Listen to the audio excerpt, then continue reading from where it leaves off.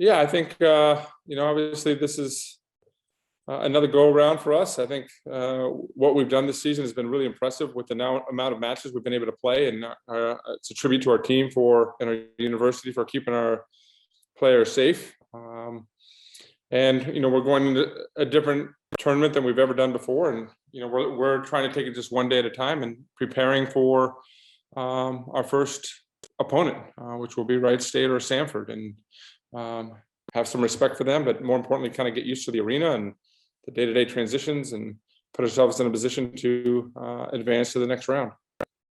Great. Thanks, Coach. Cliff Thornton, start us off.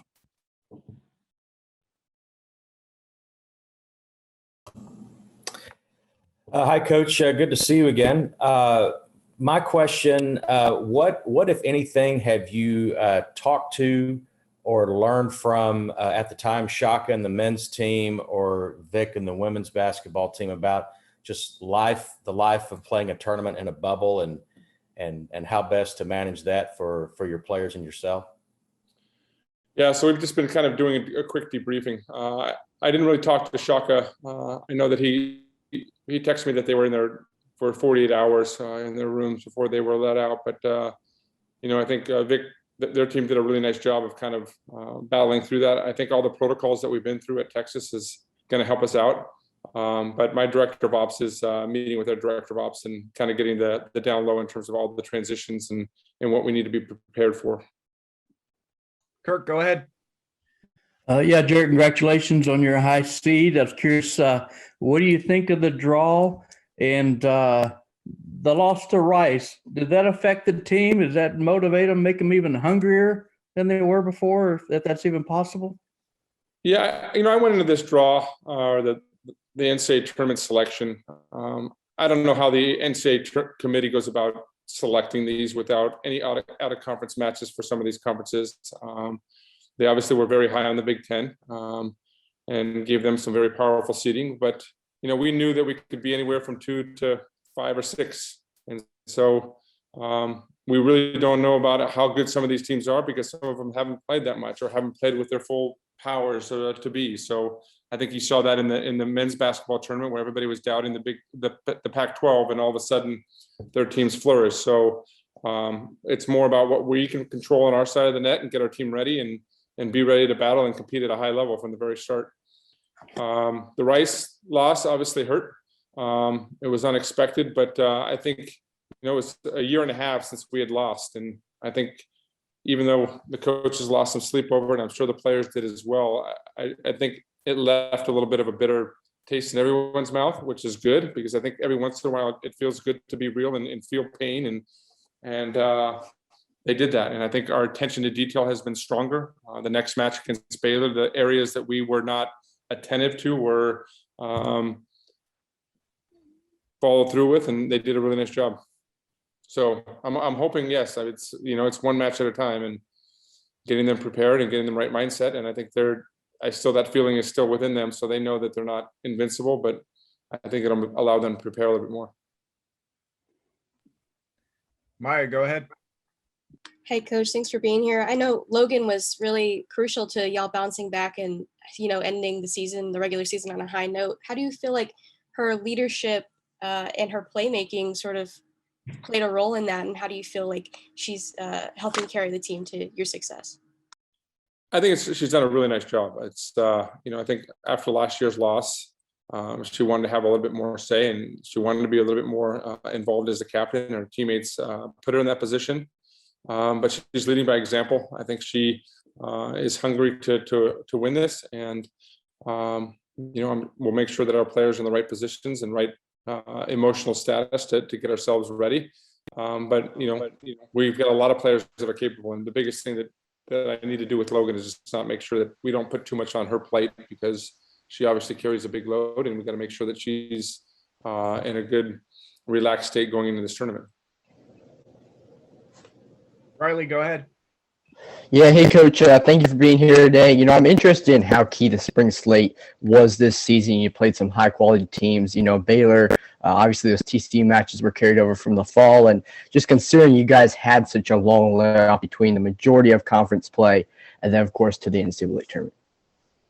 Yeah, it was a challenge, just trying to kind of get them emotionally and physically rested, and then trying to kind of get them up to speed, because we had to go kind of re-engage them and get their kind of workload up. And then, we got like 2.5 weeks, and then the winter storm came in, and we lost, 7 or 8 days there, and then had to go bow at it. But, our sports science and Travis has done a tremendous job along with our, Donnie and Deanne, and to get our team ready. And, we feel like all the numbers that we're hitting from a scientific standpoint shows that we're ready for this tournament. But this tournament is obviously a very, very fast turnaround. We've never experienced that, 5 games in 9 days. That's a whole lot for a volleyball team, but we've got some depth, and we've got an excellent staff that's been around them to get them ready. Maya, you're up. Hi, Coach. Hope you're well. So I noticed in the TCU match, there was lots of great ball movement. Everyone was kind of spreading the ball around. So how do you plan on maintaining that synergy and just that mobility on the court? Yeah, the biggest thing is that, as we talked to our team today, is there needs to be intent with their ball contacts. When we control the ball well, it gives Jen an opportunity to kind of distribute the ball and make some counter moves to what teams are doing. That team was pretty heavily involved with our middle team, so we had some opportunities to get some one-on-one situations, and I thought Jenna did a nice job. But the strength of our team is in numbers. We got a lot of people that can take over. We don't have to have 1 or 2 people carrying us every single night, but I like the balance, and we're working hard to kind of continue to get our middles and right sides involved. Great. Got any follow-ups? Thank you, Coach. Appreciate the time. Okay, thank you, guys. Hang tight, and we'll have Logan in a minute here. You can start putting your raised hands up now. Hello, and congratulations on your season. And can you just talk about how weird this is going to be? You don't get to host, you're a top 4 seed and don't get to host. The whole thing's in Omaha. Can you just describe the atmosphere and y'all's mindset? Yeah, so it's definitely going to be a totally different experience and totally new. But I think the good thing is that it's new for everybody. So we're kind of all going into it, not knowing what to expect. So we kind of have to go in with an open mind and be prepared for everything. So that's kind of what we're focusing on right now, is just being open to change and being open to all the different things that are going on. And I think we've done a really good job of that this entire season. And we've got a lot of practice with all the changes and all the, crazy circumstances. So I think we're just going to keep moving forward with that and just have an open mind to be kind of ready for whatever gets thrown at us. And Coach Elliott, it sounded like y'all were ticked off about losing to Rice. Yeah, for sure. Motivation. Yeah, it's definitely been motivation. I think, it kind of came at the right time. Like you said, we hadn't lost a game in over a year. And so I think it was a really good eye-opening moment for us. We got back in the gym and watched a lot of film and saw a lot of things that we could improve on. And we've been working on those things. And I think it really showed up in the TCU matches and every single day during practice. So I think it was kind of the right time. It really opened our eyes and kind of prepared us and helped us start getting ready for the tournament. Thank you. For sure. Maya Martinez, go ahead. Hey, Logan, thanks for being with us today. I was just wondering, what would it mean to y'all to bring the championship back to Austin? You guys have had such a crazy season. What would it mean to you? I mean, it would mean everything. I think especially this year with all the sacrifices that we've had to make and all, again, like the crazy circumstances, it would just mean that all of the work and all of the time and the blood, sweat, and tears that we put in have really paid off. So, I mean, I can't even describe the feeling that it would mean and the feeling that I would have, but, there'd be a lot of emotions and I would just be so proud, and that's the plan. So we're going to hopefully bring it home and get to experience all those amazing emotions. Maya, go ahead. Hi, Logan. Hope you're well. So I was wondering, what has it been like this past year for you to balance like your athletic schedule with your school schedule, and especially how that will be, with this tournament coming up? There's lots of matches and then also like practice in between.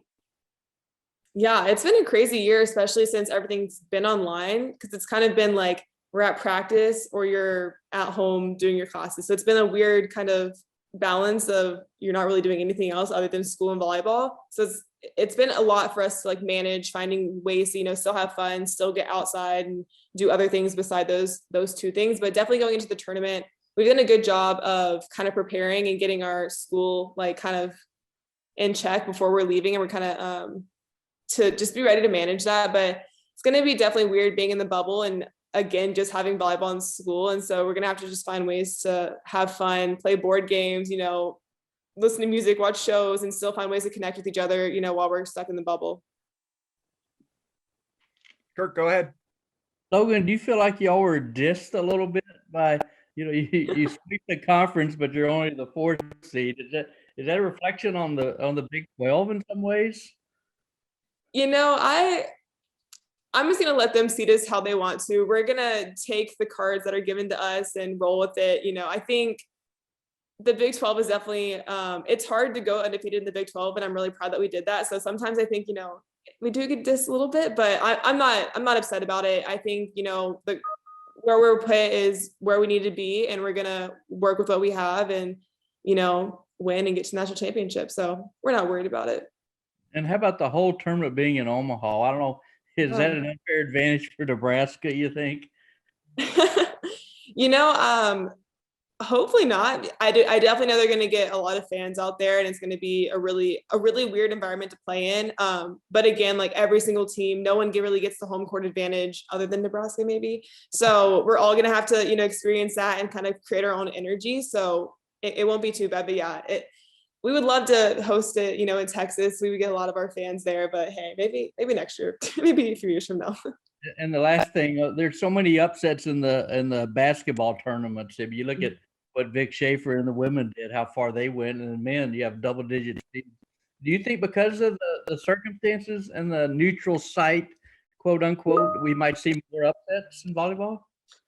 Yeah, for sure. And I think there's a lot of just really good teams this year who can really battle with the teams that they're going to be facing. So I think that we're definitely are going to see some really tight matches and some really, big upsets during the tournament. And, I think we've just watching the basketball tournaments, we've kind of reset our mindset and been like, hey, on any given day, anyone can win. So we really need to go into every single game with the kind of mentality that this team could beat us, which we do that. But I think it's important to reiterate that every single game. But yeah, with the neutral site, it's going to be a super weird environment. And I think a lot of upsets can definitely happen this year.